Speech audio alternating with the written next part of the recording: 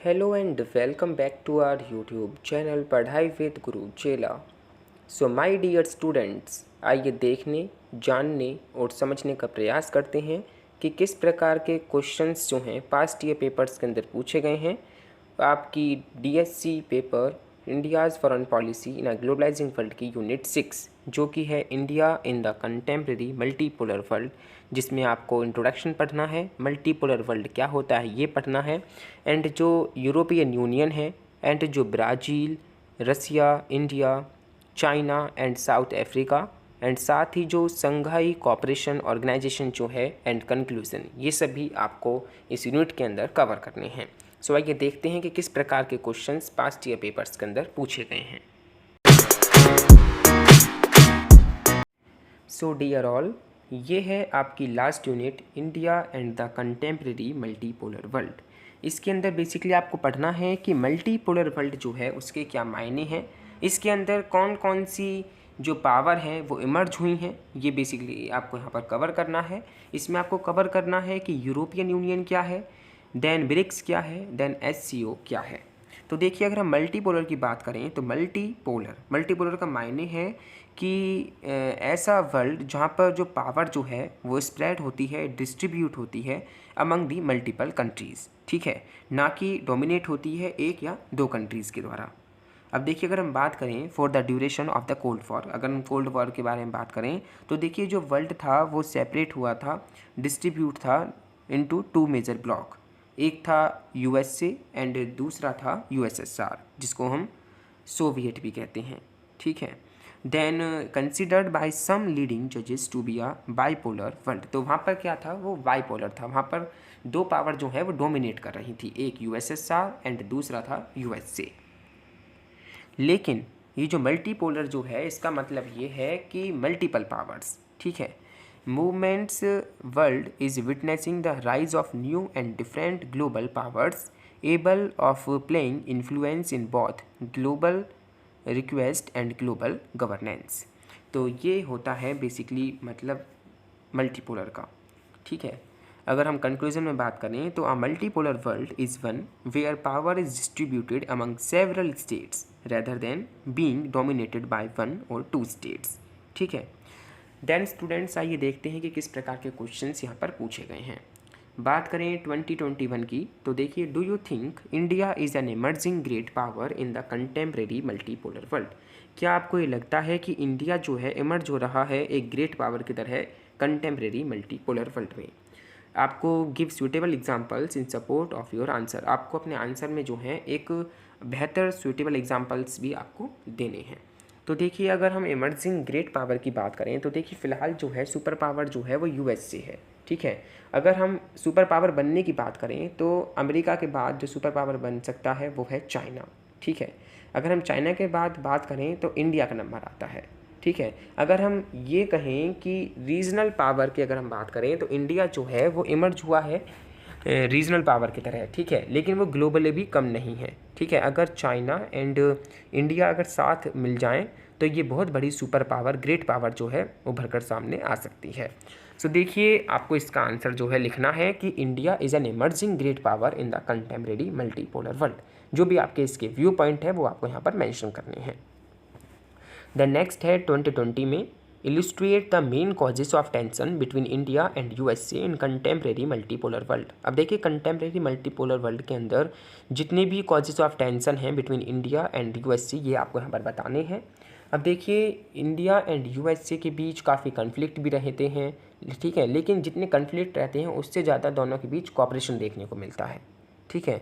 अगर हम बात करें ह्यूमन राइट्स की, ठीक है, तो यूएसए कहता है कि इंडिया के अंदर जो ह्यूमन राइट्स हैं उनका जो है वायलेशन होता है, ठीक है, वायलेट होते हैं ह्यूमन राइट्स। तो ये भी एक कॉज ऑफ टेंशन है।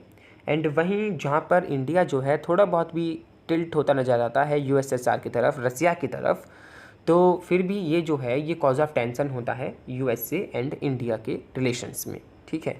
तो ये काफ़ी कॉजेज़ हो सकते हैं, इसके अंदर आप मेंशन कर सकते हैं।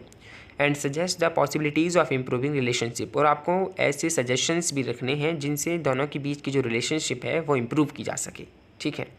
द नेक्स्ट है 2019 में पूछा गया है, do you think that non-aligned movement as a principle of India's foreign policy is a viable response to contemporary economic, political and strategic world structure।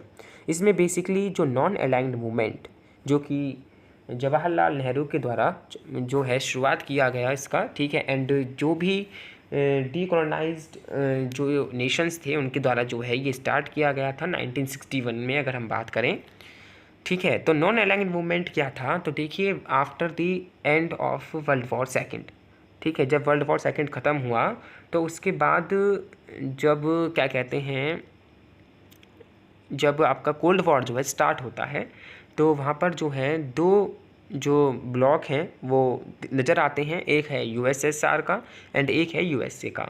USA जो है जो सपोर्ट कर रहा था न्यू लिबरलिज्म, ठीक है, एंड कैपिटलिज्म, वहीं other hand जो यूएसएसआर था वो था कम्युनिज्म का सपोर्टर। तो ये दो ब्लॉक आपको नज़र आते हैं, ठीक है। अब देखिए जो कोल्ड वॉर का पीरियड था वो बिल्कुल रिसेंटली जब भी का पीरियड है जब जो इंडिया है वो आज़ाद हुआ है, ठीक है 1947 में। तो जब आज़ाद हुआ तो उसके सामने ये दो ऑप्शंस थे, ठीक है, या फिर वो इनके साथ मिल जाए, ठीक है। तो देखिए यहाँ पर क्या होता है कि इंडिया जो है वो ना ही जाता है यूएसएसआर के साथ, ना ही वो जाता है यूएसए के साथ, ठीक है। वो क्या करता है, वो अपनी खुद की इंडिपेंडेंट फॉरेन पॉलिसी को एस्टेब्लिश करता है, डेवलप करता है, जो कि होती है नॉन अलाइंड मूवमेंट। यानी कि ना ही वो इन दोनों में से किसी भी ब्लॉक को सपोर्ट करेंगे, ना ही किसी भी ब्लॉक में शामिल होंगे, बल्कि वो खुद अपनी वो खुद एक डिपेंडेंट फॉरेन पॉलिसी को एस्टेब्लिश करेंगे, डेवलप करेंगे, ठीक है। तो ये था नॉन अलाइंड मूवमेंट, जिसमें बाकी के जितने भी डिकोलोनाइज्ड जो नेशंस थे उन सब ने मिलकर इस मूवमेंट के आधारशिला रखी, ठीक है। अगर हम प्रेजेंटली बात करें 2018 तक अगर हम बात करें तो इसमें टोटल 120 नेशंस हैं, ठीक है, नेशंस हैं, एंड इसमें काफ़ी ज़्यादा जो हैं ऑब्जर्वर्स भी हैं, जिसमें 10 तो ऑर्गेनाइजेशंस भी हैं, ठीक है, जो चाहते हैं कि नॉन अलाइंड मूवमेंट में वो शामिल हों। तो इसमें आपको बेसिकली बताना है कि इन द 21st सेंचुरी क्या इसका रेलेवेंस है, ठीक है, क्या रेलेवेंट है नॉन अलाइंड मूवमेंट, ये बेसिकली आपको यहाँ पर बताना है। अब देखिए आप देख सकते हैं प्रेजेंटली अगर हम बात करें तो जो यूक्रेन एंड रसिया के बीच जो वॉर चल रहा है इसके बीच आप इसका रेलेवेंस के बारे में लिख सकते हैं, ठीक है। अभी देखिए इसके अंदर क्या क्या पॉलिसीज़ थी ये भी आपको इसके अंदर बताना है। तो ये इस प्रकार के questions basically past year papers के अंदर पूछे गए हैं।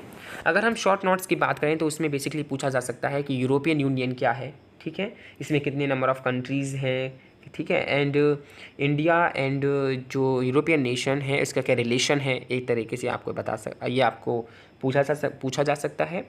देन जो संघाई कॉपरेशन जो ऑर्गेनाइजेशन है वो क्या है, उसका क्या रेलेवेंस है, ठीक है, एंड इंडिया एंड एससीओ का क्या रिलेशन है, देन ब्रिक्स क्या है, ठीक है। ये सब आपके शॉर्ट नोट्स के अंदर पूछे जा सकते हैं, या तीनों को ही मिलाकर एक फुल क्वेश्चन जो है पूछा जा सकता है। सो इस प्रकार के क्वेश्चंस आपके पास्ट ईयर पेपर के अंदर पूछे गए हैं from your unit 6 India and the contemporary multipolar world. इसी के साथ आपकी जो इंडिया फॉरेन पॉलिसी की जो पास्ट ईयर पेपर्स की जो थीम्स थी वो ख़त्म होती हैं, ठीक है, and good wishes for your examination, and thank you for watching this video. Stay home, stay safe, stay indoors.